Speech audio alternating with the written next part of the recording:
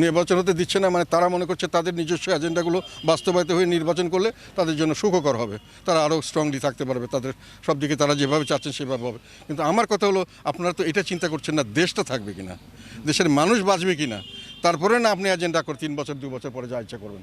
আপনাকে আগে মানুষকে বাঁচিয়ে তারপরে না আপনি এগুলো করবেন। আপনারা তো প্রথম ধাক্কায় ভেঙে ফেলছেন, আপনার পুলিশকে ভেঙে ফেলছেন। আরে পুলিশ তো একটা বন্দুকের মতো, এটা দিয়ে ডাকাতিও করা যায়, ডাকাতকে ধরাও যায়, মারাও যায়। তো তুমি যদি বন্দুকটাই ফেলে গেলো তো তুমি আর কি নিয়ে থাকবা?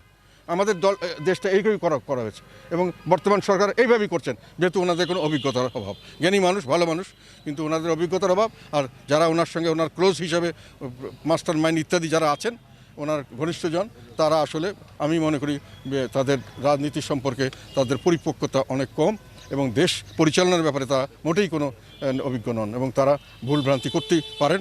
আমার ধারণা তারা করছেন বলে আমি মনে করি। নিষেধের পক্ষে নই আমরা। আওয়ামী লীগ একটি দলের ভিতরে যারা বাস করছে বা তারা খারাপ হতে পারে। আওয়ামী লীগ একটা গাড়ি, তার ড্রাইভার খারাপ হতে পারে, গাড়িটা তো খারাপ না। কাজে এইগুলো জিনিস বুঝতে হবে। তো এগুলো না বুঝে দেশের একটা বিশাল অঙ্কের জনসংখ্যাকে বাইরে রেখে আমি আমার ইচ্ছা মতো যেটা হাসিনা করতে চেয়েছিল, এই হাসিনার ফেসিবাদী এখন আবার দেখছি যে অর্ধেক লোককে বাদ দিয়ে ইলেকশন করবে জোর করে, এবং জোর করে আমাদেরকে নিয়ে আসবে, কাউকে জোর করে বাদ দেবে। এনারা এখন জোর করে আমাদের বাদ দিয়ে জোর করে ইলেকশন করবে। এই ইলেকশন গ্রহণযোগ্য হবে না। এই ইলেকশনে দেশে কোনো স্থিতিশীলতা আসবে না এবং দেশ আরও সামনের দিকে সংঘাতময় দুর্যোগপূর্ণ অবস্থা চলে যাবে। যে বাংলাদেশ একটা খুব দুর্যোগময় পরিস্থিতি পার করছে এবং আরও ভয়াবহ দুর্যোগের দিকে ধাবিত হচ্ছে বলে আমি আশঙ্কা করছি। আইন শৃঙ্খলা টোটালি ভেঙে পড়েছে। বাংলাদেশের ইতিহাসে, স্মরণকালের ইতিহাসে এত খারাপ পরিস্থিতি কোনো আইন শৃঙ্খলার কোনো সময় ছিল না। সেই অবস্থা থেকে যেটা স্বাভাবিকভাবে যেটা আসে সেটা হলো আইন শৃঙ্খলার পরিস্থিতি খারাপ হলে সামাজিক অস্থিরতা হয়, ব্যবসা বাণিজ্যে মন্দা হয় এবং বেকার সমস্যা বাড়তে থাকে। কিন্তু প্রথম ধাক্কায় পুলিশ বাহিনীকে সম্পূর্ণ ভেঙে দেওয়া হয়েছে।